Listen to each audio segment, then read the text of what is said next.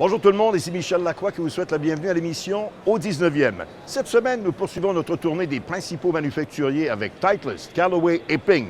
Une rencontre avec le célèbre gardien de but, Martin Brodeur. Et avec Marie-Christine, on parle de la mode féminine en 2016. Oui, en fait, les vêtements qu'on trouve chez la femme sont vraiment tout allés cette saison. On les porte bien sûr sur le parcours, mais également pour aller à l'extérieur, notamment au yoga et même pour faire son épicerie. Tout ça et plus encore cette semaine à l'émission au 19e. Au 19e, une présentation de vos concessionnaires Subaru du Québec. Subaru, confiance et évolution. En collaboration avec Golf Île-du-Prince-Édouard, la destination golf numéro 1 au Canada.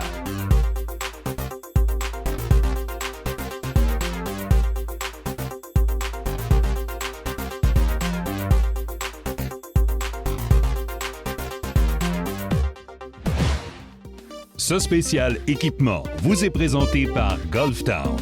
Golf Town, tout pour le golf.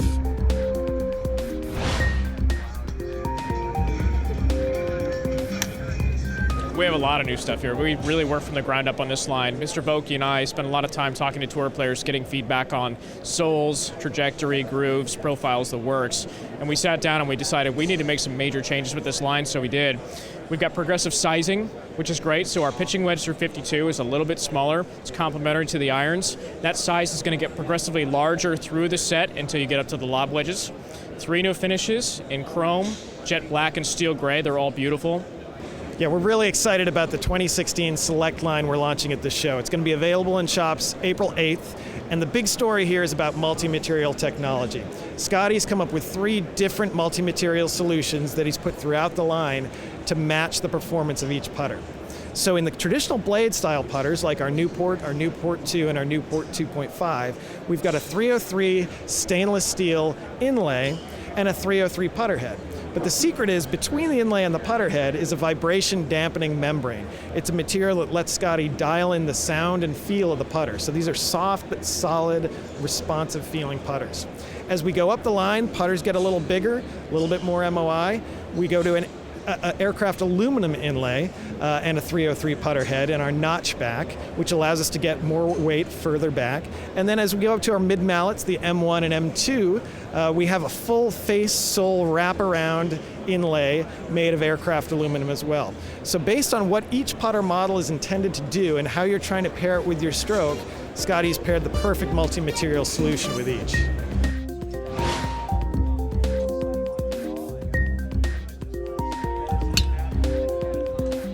So we're very excited about the new XR driver. We collaborated with Boeing to make this a very, very aerodynamic driver. They worked on our Speed Step Crown, which is new. Then we stretched the shape to make it very, very forgiving. This is a very high MOI club, and we have our newest Armoto face technology to make sure that it's very fast. Combined with our speeder shaft, we think it's going to be a club that a lot of golfers are going to really like. This is the first time that you have a relationship or a partnership with Boeing. Yes. Could you tell us what we're looking at down the line? Yeah, I mean, incredible partnership with Boeing. The main thing that they helped us on is the aerodynamics, and specifically on our trip step, which we're calling our speed step. And what that does is it makes the air more aerodynamic by tripping it as it goes over the club and helping it attach to the club. By making that so aerodynamic, it allowed us to make an even more forgiving driver. It's been an incredible collaboration. They've gotten behind us on the marketing side as well as all of the engineering. And when you're working with the best engineers in the world, it really helps to make a forgiving and fast driver. So in our Apex line this year, we have 2 irons. We have our standard and our pro. Our standard Apex iron is designed for a broad range of golfers, but you get the great feel and the premium look of a forged iron as well. It's a very easy iron to hit. You get great distance and a lot of forgiveness. In the pro iron, this one's designed for the better player. We get a lot of feedback from our tour players when we're designing this iron. So everything from the shape, the sole, the weighting is really designed with the better player in mind. This is an iron that we expect to be our most popular iron on tour this year, and it's really designed for those players, better players and tour players alike. Our XR OS iron is designed to complement our XR iron that's been in line since last year. So relative to the XR, it's got a little wider sole, it's a little more forgiving, It's designed to be easier to get up in the air, so higher launching trajectories for more distance for those players that need to hit the ball a little bit higher.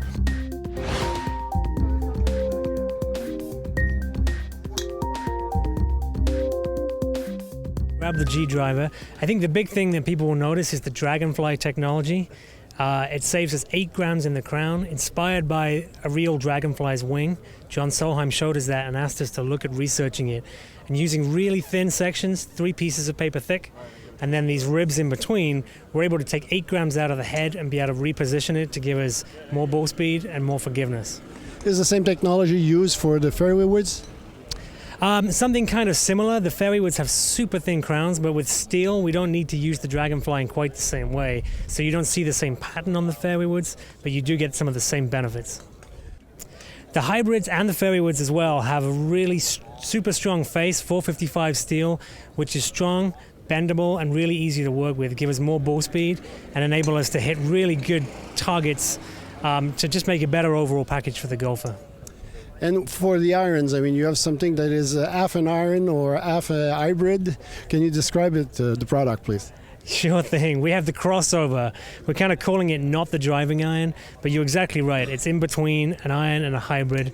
Has the spin rate that you'd expect of an iron, has the ball speed much more like a hybrid, but has a lot of the versatility of an iron. So you can hit high shots, low shots, but get that forgiveness we get out of a hybrid. Really good all-rounder club. And for other irons, what's the new technology of the J series? Yeah, we're really excited about the G iron. It has a new look to it, kind of mirror polish finish, slightly smaller look that'll appeal to, I think, a really wide range of golfers. But the real technology is on our super high strength steel that we've developed.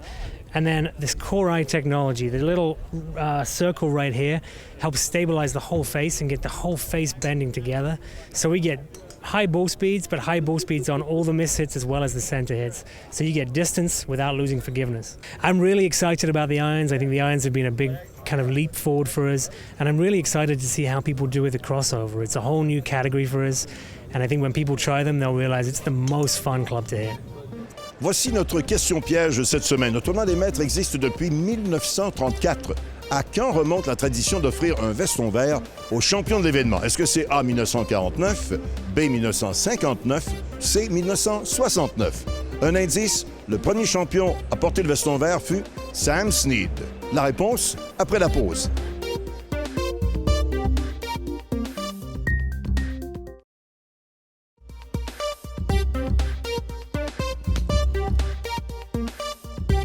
Alors, les membres du Augusta National portaient le veston vert depuis 1937 afin d'être plus facilement repérables. Le premier champion, quant à lui, Sam Snead, a endossé le veston vert pour la première fois en 1949. La bonne réponse, c'était A. La rencontre de la semaine est une présentation du club de golf Atlantide. Plongez dans le monde de l'Atlantide. Cette semaine, au 19e, on rencontre Martin Brodeur, le golfeur. Martin, on joue au golf depuis plusieurs années. On est un vrai passionné. Oh oui, je suis. Écoute, depuis, je te dirais, les 13 dernières années, là, dès que j'ai une journée off, que ça a été sur la route ou durant mon été, je me retrouve sur un terrain de golf, c'est sûr. Puis, on a commencé à jouer au golf très tôt dans le coin de Saint-Léonard. Raconte-moi donc. Oui, écoute, j'étais pas mal chanceux. On avait un beau programme de junior à Saint-Léonard où j'ai grandi. Puis, de 10 ans à 15 ans, on partait le matin à 7 h, on se rencontrait tous à l'Arena Saint-Léonard. On rentrait dans un boss d'écolier, puis on s'en allait à Montcalm, à Saint-Ligory. Puis c'est là que j'ai appris à jouer au golf d'assez de bas âge, là. OK. Et puis, on jouait avec des amis. Vous étiez plusieurs dans le groupe? Oui, mon frère, j'avais une couple de mes amis. Puis écoute, on était peut-être une classe de, je te dirais, de peut-être 20 à 25 jeunes de différents âges. C'est sûr que j'avais 15 ans, mais il y avait quand même des petits gars de 10 ans qui embarquaient avec nous autres. Fait qu'on a fait beaucoup d'amitié, mais c'est là vraiment qu'on a appris à jouer. Est-ce qu'on a fait de la compétition très tôt sur le terrain ou ça a resté plus un loisir? Oui, non, mais écoute, à chaque année, il y avait toujours, à la fin de l'année, on avait une compétition entre nous autres. Puis j'ai fini deuxième une fois, j'ai jamais été capable de gagner le trophée.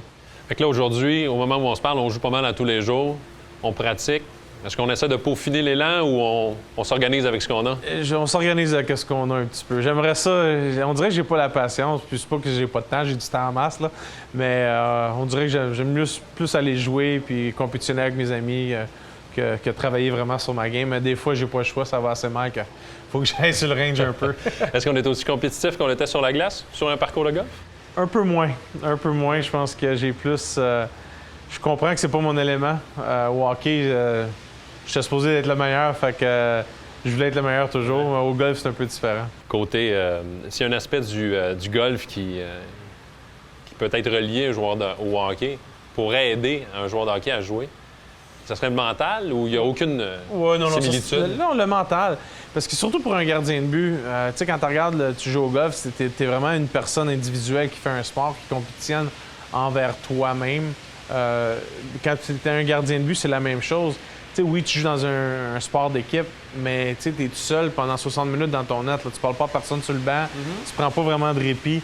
Puis c'est un petit peu similaire entre les deux, ta préparation mentale sur chaque coup ou comment tu vas approcher de la manière que tu vas jouer ton match. OK. Puis côté swing de golf, si on parle de l'élan de golf, c'est Martin Brodeur, un élan naturel ou un élan technique? Non, je vais dire que c'est pas mal... J'ai pas trop un long backswing là, comme tous les joueurs de hockey. Là, puis j'ai un petit peu de sway aussi. Fait que j'essaie de garder ma tête le plus still possible là, pour pas que je bouge trop dans la balle. Mais on se débrouille pareil. On fait des belles rondes pareil. Parce qu'il y a des bons golfeurs dans la famille. Là. Tu me parlais que ton beau-frère Marc Giroir... Marc, ben là, tout le monde au circuit québécois, tout le monde le connaît, qu'est-ce qu'il a fait. Mais j'ai mon petit gars aussi, Anthony, il est rendu à 20 ans, le plus petit, là, mais c'est un +1 d'handicap. Il joue pas mal de golf. Il s'est essayé de se qualifier aux États-Unis de temps en temps, mais il est encore en train de poursuivre sa carrière de hockey. Quand ça va terminer, je suis sûr qu'il va essayer de pousser un petit peu plus vers le golf. Mais c'est le fun. C'est sûr que je suis tout le temps à peu près 50-60 verges en arrière de lui tout le temps. Là. Mais, au moins, c'est mon gars, c'est moins pire. L'orgueil en prend un coup? Ça fait longtemps qu'il a passé ça. C'est bon. Merci beaucoup, Martin. Ça me fait plaisir. Bonne saison. Merci.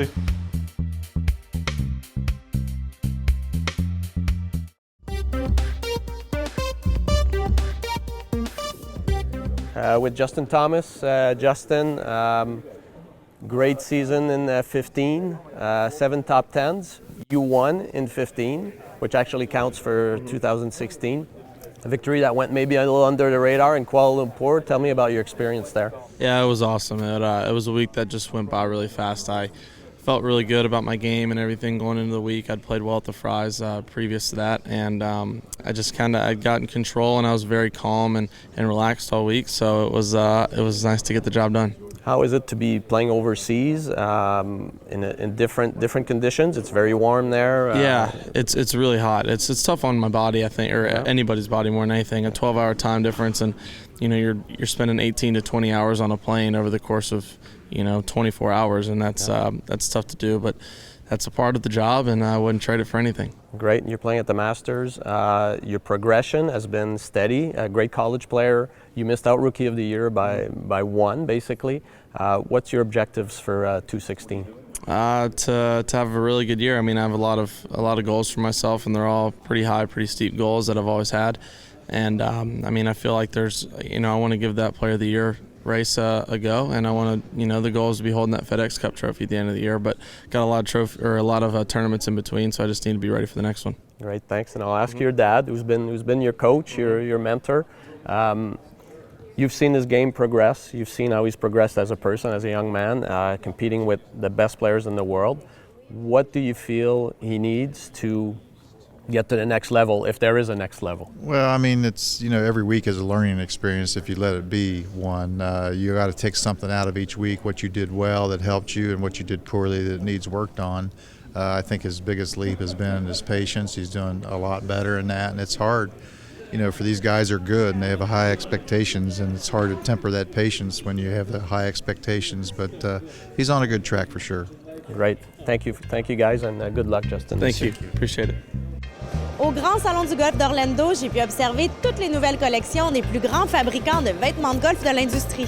Ma conclusion, cette saison, le vêtement pour la femme est plus versatile que jamais. Mesdames, voici les grandes tendances de l'année. En 2016, les femmes recherchent des vêtements tout allés qui peuvent être portés sur le parcours, mais aussi au gym, à l'épicerie et même au travail pour un vendredi décontracté. Et ça, les manufacturiers de golf l'ont bien compris. C'est pourquoi les vêtements qu'on nous propose cette année sont faits de matériaux hyper confortables et que leur style est souvent passe-partout. Par exemple, l'une des grandes vedettes de la saison est le legging. Son élasticité donne libre cours à nos mouvements sur le parcours et ne nous gêne aucunement au moment de l'élan. Et puisque le legging est aussi une tendance phare qu'on pourra observer dans plusieurs boutiques mode cet été, on se permet de le porter en toute occasion. Celles qui aiment les motifs auront de quoi s'amuser avec les vêtements de golf cette saison. Fleurs, pois, lignes, losanges, dessins, des motifs de toutes formes s'emparent des pièces chez de nombreux manufacturiers. On assume un look total en portant des vêtements à motifs de la tête aux pieds ou on ajoute du punch à sa tenue en jumelant une pièce éclatée avec un morceau monochrome. Le corail est la couleur de l'année. Lors de mon passage au Salon du golf d'Orlando, j'ai vu la vague corail déferler autant sur les polos, les jupes, les pantalons, les casquettes et même sur les souliers, et ce, chez toutes les compagnies. Cette teinte rafraîchissante se marie parfaitement aux couleurs neutres des morceaux que vous possédez déjà dans votre garde-robe, comme le gris, le noir, le blanc et même le beige. D'autres couleurs plus intenses font également leur apparition. C'est le cas du violet qui se décline dans des tons plus foncés et du vert, assez populaire cette saison chez les fabricants et qu'on ne se gêne pas de porter dans des versions éclatantes. Enfin, l'an dernier, je vous parlais de l'émergence des coupes plus féminines au rayon du vêtement de golf. Cette tendance persiste et signe cette année alors que la plupart des manufacturiers ont créé des collections inspirées par et pour les femmes plutôt que de simplement adapter les vêtements masculins aux vestiaires féminins, comme c'était le cas pendant si longtemps. Décidément, l'industrie du vêtement de golf a de quoi séduire les femmes en 2016.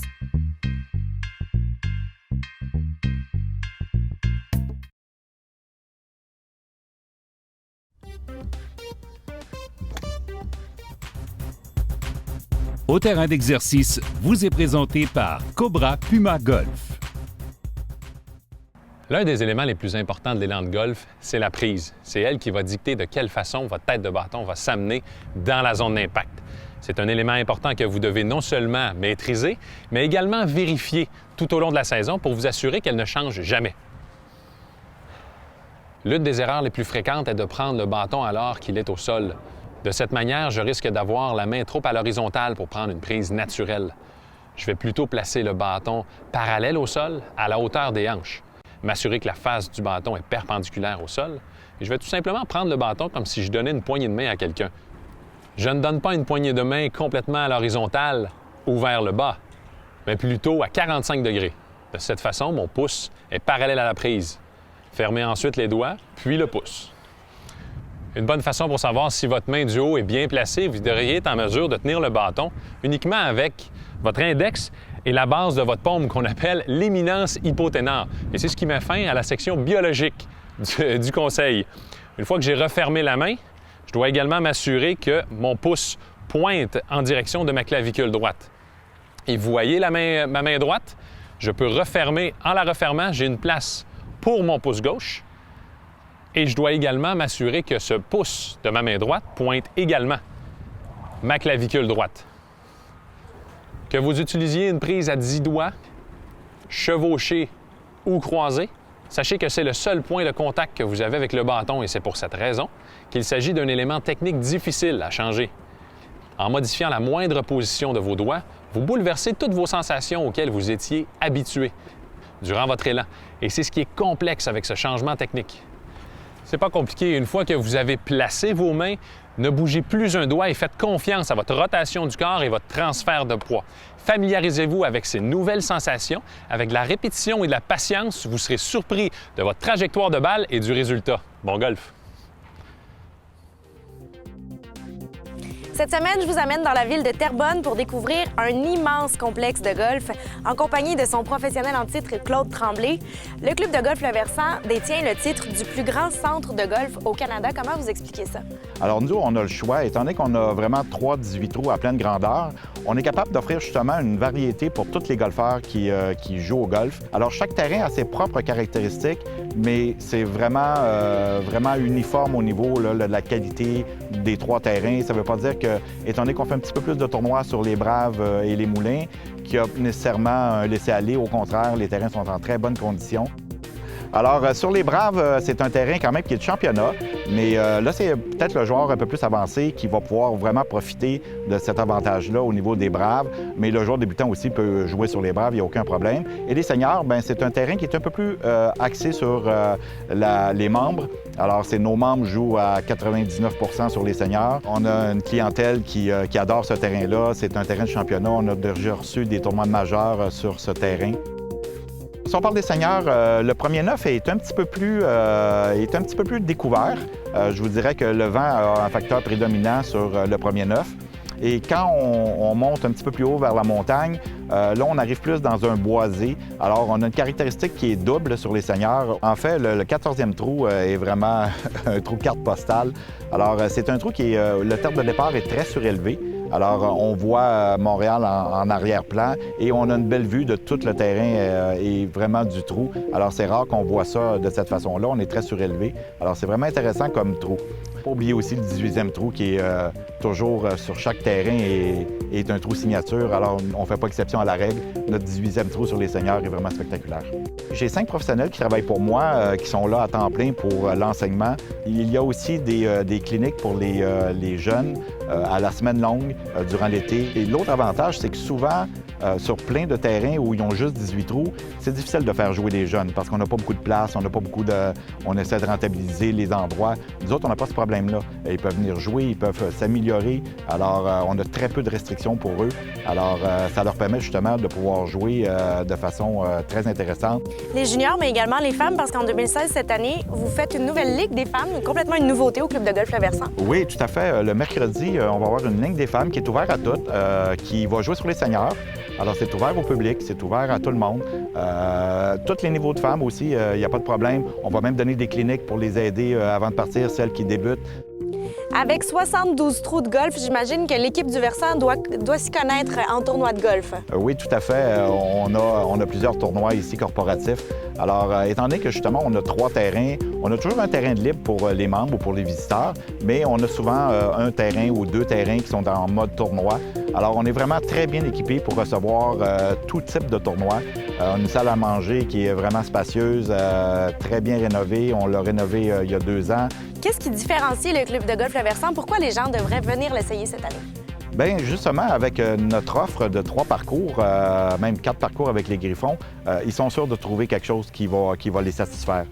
Ben voilà, c'est déjà la fin de la 2e émission. La semaine prochaine, Rémi Bouchard rencontre la légendaire golfeuse Annika Sorenstam. Une autre légende, cette fois sur la scène du show business, Véronique Dicker. On se retrouve la semaine prochaine à l'émission au 19e, là où on entend toujours les meilleures histoires de golf. Au 19e vous a été présenté par vos concessionnaires Subaru du Québec en collaboration avec Golf Île-du-Prince-Édouard.